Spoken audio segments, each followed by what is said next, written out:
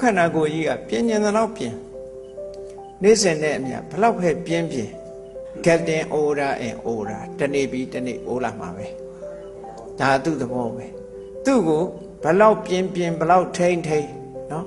ပြေမတွန့်အောင် botox ထိုးလဲတွန့်မှာပဲနော်မရဘူးမိတ်ကတည်းလိမ့်လဲမရဘူးသပင်ဆေးဆိုးလဲတစ်ချောင်းပြီးတစ်ချောင်းဖြူလာမှာပဲမရဘူးသွားလည်းပဲကျိုးမှာပဲကျိုးချိန်ကြအဲ့တော့ယုတ်ခန္ဓာကိုယ်ကြီးကဘလောက်ပဲပြင်းပြင်းတဖြည်းဖြည်းဆွေးလာတာဆွေးလာတဲ့သဘောဟာသူ့မှာရှိတယ်အဲ့ဒါလို့တဖြည်းဖြည်းဆွေးလာတတ်တဲ့ယုတ်ခန္ဓာကိုယ်ကြီးကိုတကယ်ပြင်းနေလို့ရှိရင်အကျိုးရှိသလားလို့ဆိုဘာမှအကျိုးမရှိဘူးဒါကြီးပြင်လို့အဲ့တော့ပြင်ရမှာပါတော့ဆိုစိတ်ဟောလူရဲ့စိတ်ကလေးကိုပြင်ရမှာဘာလို့လဲဆိုလူတွေမှာကြည့်လေအော်ဒီလူကစိတ်ကောင်းတယ်ဒီလူကစိတ်မကောင်းစိတ်ကောင်းတဲ့လူနဲ့စိတ်မကောင်းတဲ့လူမျက်နှာမှာလားပေါ်နေတာစိတ်ကောင်းနှလုံးကောင်းရှိတဲ့ပုဂ္ဂိုလ်ရဲ့မျက်နှာအချိုးပြုံးပြီးတော့မေတ္တာနှလုံးသားပိုင်ရှင်မျက်နှာကိုကြည်လင်းတယ်အေးဒေါသကြီးတဲ့ပုဂ္ဂိုလ်ရဲ့မျက်နှာဆိုလို့ရှိရင်စုပုတ်နေတာစုပုတ်နေတာဘယ်သူမှအဖက်မလုပ်တယ်လို့ပုံစံမျိုးကြီးဖြစ်နေဘာလို့လဲဆိုစိတ်ကူကဖြစ်နေစိတ်ဖြစ်တော့မျက်နှာမှာလားပေါ်နေတာပေါ့အဲ့ဒီဟာကလည်းစိတ်ခဏခဏတူတတ်တဲ့လူရဲ့မျက်နှာဒီရည်ရွယ်ပြုံးရမရတော့မျက်နှာမျိုးကြီးဖြစ်တတ်တယ်ဟုတ်တယ်အဲ့ဒါလေတချို့မျက်နှာကြတော့ကြည့်လိုက်လို့ရှိရင်မပြုံးဝင်မဲ့လို့ပြုံးနေတယ်လို့မြင်နေရဘာလို့လဲဆိုရင်သူ့စိတ်ကိုကြည်လင်းနေတာမေတ္တာသက်ဝင်ကြည်လင်းနေတဲ့ပုဂ္ဂိုလ်အဲ့ပြုံးမရတဲ့မျက်နှာတွေနဲ့ဒါမျိုးဖြစ်တာပေါ့အဲ့ဒါကြောင့်လို့မြတ်စွာဘုရားကလူတွေရဲ့စိတ်အသွင်သဏ္ဍာန်ဟာမျက်နှာရိပ်ပေါ်မှာလာပြီးတော့ထင်ပေါ်နေတယ်ဒါကအပေါ်ယံကြည့်ုံနဲ့ပဲသိတယ်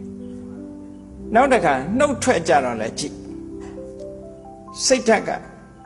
မာနကြီးတဲ့ပုဂ္ဂိုလ်တို့ဒေါသကြီးတဲ့ပုဂ္ဂိုလ်တို့ပြောလိုက်လို့ရှင်ဒေါသကြီးကစကားတိုးတဲ့တူတူပြက်ပြက်ပြောရတယ်သူကမာမာဆတ်ဆတ်ပြောရတယ်ဒေါသကြီးလို့ရှင်ငယ်ငယ်တော့ကြားဘူးတဲ့တကလုံးလောဘကြီးတော့စကားချိုးတယ်ဒေါသကြီးတော့စကားတိုးတယ်မောဟကြီးတော့စကားအိုးတယ်အိုးတယ်ဆိုတာညံ့ဖြစ်တာကိုပြောတာနော်လူတွေမှာလောဘစိတ်ရှိနေတဲ့အခါမလေးစကားချိုးတယ်ဒါမှရမှာဟုတ်သူကမေတ္တာနဲ့ချိုးတာမဟုတ်ဘူးလောဘနဲ့ချိုးတာဒေါသကြီးတဲ့ပုဂ္ဂိုလ်ကြတော့စကားမာဆက်ဆက်နဲ့တိုးတောင်းတောင်းပြောတတ်တယ်စိတ်တိုးတယ်မောဟကြီးတဲ့ပုဂ္ဂိုလ်ကြတော့အစင်မပြေဘူးစကားအိုးတယ်ဆိုတာအစင်မပြေဘူးသူစကားအချိုးရှေ့နောက်မညီဘူးအဲ့လိုဖြစ်တယ်လို့ဒီလိုဆိုတာအဲ့တော့လူရဲ့စိတ်ဟာအင်တာမအရေးကြီးတယ်ဆိုတာအင်တာမထင်ရှားတယ်ပေါ့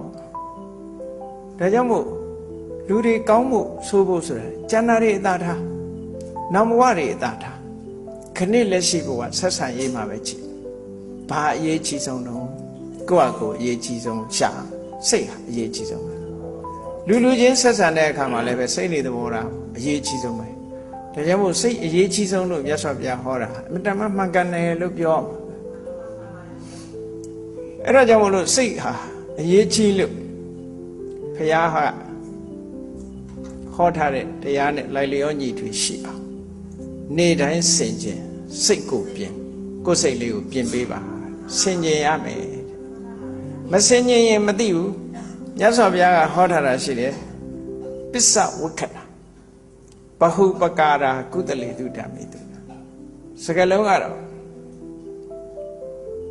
contemplation လို့ဆိုတာပစ္စဝက္ခဏဆိုတာ contemplation စဉ်းစားဆင်ခြင်မှုသည်ကုသိုလ်ကောင်းမှုနဲ့အပြစ်ကင်းတဲ့တရားတွေဖြစ်ဖို့ရအတွက်အများကြီးအကျိုးဖြစ်တယ်လို့ဒီလိုဆိုလိုတာနော် contemplation is beneficial ပေါ့ပြောမှဆိုရင် beneficial အများကြီးအကျိုးဖြစ်ထွန်းစေတယ်ကောင်းတဲ့ကိစ္စတွေမှာဘယ်ရာပဲဖြစ်ဖြစ်ဆင်ញင်စဉ်းစားမှုဆိုတာဘာနဲ့ဆင်ញင်တာတော့လို့ဆိုတော့တတိတဲ့တမ္ပစဉ္ညာဒီနှစ်ခုကဆင်ញင်တဲ့နေရာမှာအရေးကြီးတဲ့ဟာနှစ်ခုတတိထားတတ်တယ် အသိပညာနဲ့ဆင်ញင်စဉ်းစားတယ်တတိထားမှပညာဆိုတာဖြစ်တယ်ဒါမှမဟုတ်တတိနဲ့ပညာနှစ်ခုပေါင်းစပ်ပြီးတော့ဆင်ញင်စဉ်းစားတာပစ္စောခဏဘုရားဟောတဲ့စကားလုံးနဲ့ပြောမယ်ဆိုရင်အပြစ်ကင်းတဲ့အရာမှာတဲ့ဆင်ញင်စဉ်းစားမှုဟာအများကြီးအကျိုးဖြစ်ပါတယ်လို့ဒီလိုဘုရားဟောတယ်ဒါကြောင့်မို့ဆင်ញင်ပေးပါကိုယ့်ကိုဆင်ញင်ပေးပါလူတွေကဆင်ញင်ပါတယ်ဗာဆင်ញင်တော့မနေ့အိယာထားလို့ရှင်တွိုင်းလက်ထဲဝင်မျက်နှာသစ်မှန်လေးကြည့်သွားပြီးတော့ဆင်ញင်တာဗာဆင်ញင်တာတော့ဆိုမျက်နှာမှာဘယ်နဲ့နေတုံးဆိုတာလေးဆက်